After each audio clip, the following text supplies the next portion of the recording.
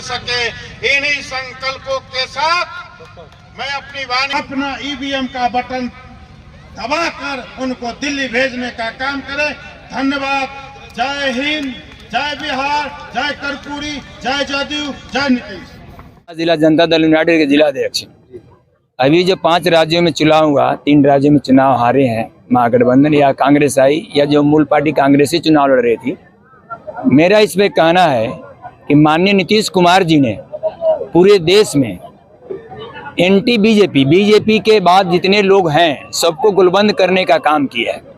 लेकिन थोड़ी थोड़ी बातों को लेकर, थोड़ी थोड़ी सवाल पर यह जो है बातें नहीं रही। लोग अपने अपने अनुसार चुनाव लड़े। बीजेपी के खिलाफ जितनी वोट था वो बिखर गया और उसका वोट संगठित था। कांग्रेस बात को नहीं मानी, अपने आप को बहुत बड़ी पार्टी के रूप में देख रही थी कि हमारी बड़ी पार्टी है, किसी से समझौता नहीं करेंगे, अगले चुनाव लड़ेंगे, अपने दम पर लड़ेंगे। और उसका कुछ उनको नतीजा भुगतना पड़ा है। अगर नीतीश जी की बात कांग्रेस आई मानी होती और नीतीश जी के राह पर चली चुनाव लड़ी, अगर वहां सबका गठबंधन एक होता तो भाजपा जीतती नहीं, किसी कहीं पर नहीं जीतती। लेकिन भाजपा के खिलाफ लड़ने वाले सभी लोग बिखरे हुए हैं और वह संगठित है, इसलिए जीत गई है। क्या लगता है कि इस आगामी लोकसभा चुनाव में ये लोग संगठित होने वाले हैं? आगामी लोकसभा चुनाव में नीतीश जी के नेतृत्व में ये लोग के संगठित होंगे। अगर मैं आज ही कह देता हूं, अगर नहीं होंगे तो फिर हाल अच्छा नहीं रहेगा। नीतीश जी एकमात्र व्यक्ति हैं जो पूरे देश के नेतृत्व को जिस तरह से बिहार को उन्होंने दे दिए, बिहार को एक रास्ता पर लाकर, एक पटरी पर लाकर जो आज बिहार कहने लगा। शान से लोग कहते हैं कि हम बिहारी हैं। अगर नीतीश जी देश के प्रधानमंत्री बनते हैं तो देश का मान सम्मान और गौरव जो है आज एक झूठा व्यक्ति के नेतृत्व में हाथ चला गया है, जो भले मीडिया के माध्यम से, चैनल के माध्यम से जो भले वह हाईलाइट हो जाएं, लेकिन जमीन पर सच्चाई है कि आज उनकी कोई क्रियाकलाप सही नहीं है। लेकिन नीतीश जी अगर बनेंगे प्रधानमंत्री तो ये जो कहते हैं सो करते हैं। आज देश हर मामला में, आज हमारा देश जो है, नीतीश जी एक इंजीनियर हैं। नीतीश जी की सोच दूरदृष्टि होती है। इन सारे चुनाव को लेकर उन्होंने पूरे देश में निकले थे गुलबंदी करने के लिए, एंटी बीजेपी। और आज वही व्यक्ति हैं जो एक अच्छा नेतृत्व दे सकते हैं, देश को आगे बढ़ा सकते हैं। बाकी देश आज धोखा में है। नीतीश कुमार जी इतने दिनों से मुख्यमंत्री रहने के बाद भी बिहार को विशेष राज्य का दर्जा नहीं मिल पा रहा है, क्योंकि ये इनका बार बार गठबंधन कभी भाजपा के साथ तो कभी किसी के साथ होते रहा है। क्या कहना चाहेंगे इस बार? एक ये देखिए, नीतीश कुमार जी ने बिहार को एक विशेष राज्य का दर्जा जो इन्होंने मांग कर रहे हैं, यह बिहार की स्थिति में बहुत जरूरी था। क्योंकि बिहार और झारखंड जब एक था तो झारखंड में सारा संपत्ति हमारा चला गया। कोयला, लोहा, खनिज पदार्थ, पहाड़, जंगल, दुनिया जान सब चला गया झारखंड में। बिहार में कुछ नहीं बचा हुआ है। बिहार में मात्र बचा हुआ तो कृषि, और कृषि पर निर्भर लोग ही, किसान जो है खुद भटाल है, किस सरकार चलेगी। इसलिए नीतीश जी इन सारे सवालों पर बिहार के लिए, जो बिहार एक अन्न उत्पादन करती है, अन्न उत्पादन करके कई राज्यों को भोजन देती है, उस आधार पर एक विशेष राज्य का दर्जा मिलना चाहिए। लेकिन केंद्र सरकार नहीं चाहती है कि विशेष राज्य का दर्जा अगर मिल जाएगा तो नीतीश कुमार जी हीरो हो जाएंगे। इसलिए डर रही है भाजपा। भाजपा के साथ भी थे और नहीं भी हैं, इसलिए वह देश के, बिहार के साथ सौतेला व्यवहार कर रही है। और भाजपा के साथ भी थे तो नीतीश कुमार से डर रही थी भाजपा।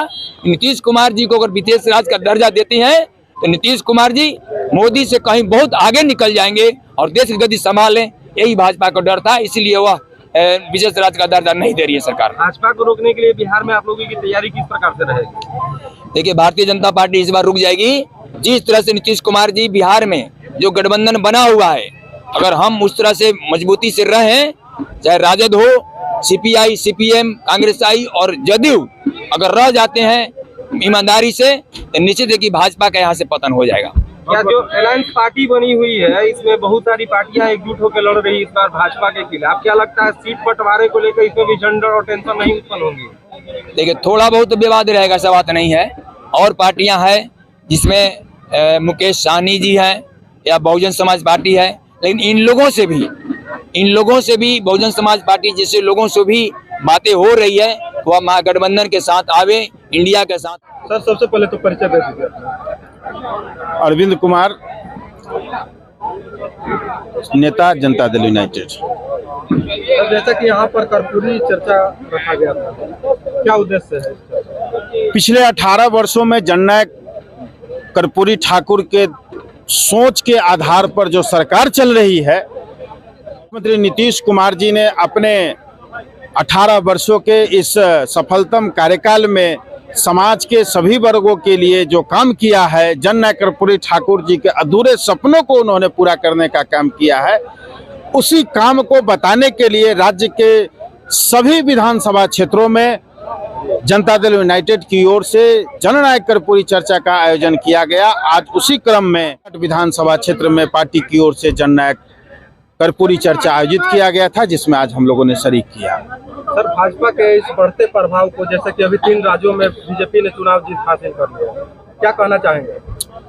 देखिए, ठीक ही हमारे एक जगनारायण सिंह यादव जी कह रहे थे कि इस देश में कोई ऐसी पार्टी अभी तक नहीं हुई है जो राष्ट्रीय स्तर की पार्टी हुई। कानूनन राष्ट्रीय स्तर की पार्टी भारतीय जनता पार्टी है जरूर, लेकिन दक्षिण के राज्यों में साफ है, नॉर्थ ईस्ट के राज्यों में साफ है। ये हिंदी हॉटलाइन जो देश का है, इन राज्यों में भारतीय जनता पार्टी का असली परीक्षा होना है। बिहार में, उत्तर प्रदेश में, महाराष्ट्र में, बंगाल में, इन राज्यों में अगर हम उनको रोकने में सफल हो जाएंगे तो मैं समझता हूं कि भारतीय जनता पार्टी पूरे देश में साफ हो जाएगी। सर लोकसभा के चुनाव को लेकर के किस प्रकार से तैयारियां जुड़ी? लोकसभा चुनाव की तैयारियों के क्रम में ही पूरी पार्टी की ओर से राज्य में कर्पूरी चर्चा का कार्यक्रम आयोजित किया जा रहा है और भी आगे भविष्य में कार्यक्रम आयोजित किए जाएंगे। और बड़ी प्रखरता के साथ, मुखरता के साथ पार्टी के कार्यकर्ता राज्य के सभी लोकसभा क्षेत्रों में जाकर के पार्टी के उम्मीदवारों के पक्ष में लोकसभा चुनाव के समय काम करेंगे और सभी सीटों पर महागठबंधन के उम्मीदवार भारी मतों से चुनाव जीतने में सफल होंगे। मेरा नाम जगनारायण सिंह यादव, मैं जनता दल यू का एक कार्यकर्ता हूँ। तो जैसा कि बीजेपी अभी 3 राज्यों में चुनाव जीत चुकी है, इसको लेकर क्या कहना चाहिए? ये चुनाव जीतना 3 राज्यों में, 5 राज्यों का चुनाव हुआ है, 3 राज्य नहीं है। 2 राज्यों में हार चुकी है और नॉर्थ ईस्ट का मिजोरम में मात्र 2 सीट जीती है, तो 2 राज्यों में बुरी तरह पराजित हुई है। 3 राज्य नहीं है, 5 राज्य है, तो 3 को छांट कर मत बात करिए। 2 राज्यों में 5 में 2 में हार चुकी है और 3 में जीती हुई है। लेकिन पूरे जो वोटिंग पैटर्न है उसमें 9.5 माने 9.5 लाख वोट गठबंधन के लोगों को ज्यादा मिला है और सीट इनको ज्यादा मिला है। ऐसा पिछले बार राजस्थान में जो चुनाव हुआ था तो कांग्रेस पार्टी को 39.3% वोट मिला था और भारतीय जनता पार्टी को 41.2% वोट मिला था।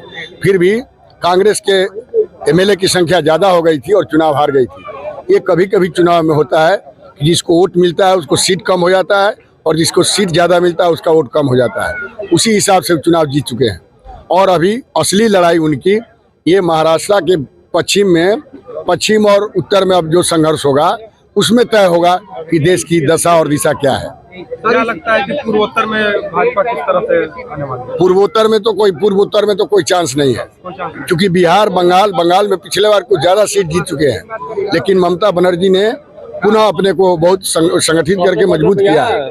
18 सीट अब नहीं मिलने वाला है और बिहार में हमारे साथ थे तो 17 सीट मिला है और यहाँ 3 पोल है। मैं सभा के माध्यम से बोला था कि 3 पोल है, एक लालू पोल है, एक हम लोग हैं और एक भाजपा है। जब 2 पोल एक तरफ जाता है तो तीसरा पोल पराजित हो जाता है। बीजेपी एक तरफ दावा करती है अगले लोकसभा के चुनाव में कि हमारा दावा तो यहाँ पर बहुजन भी करती है, तो दावे का कोई जवाब नहीं होता।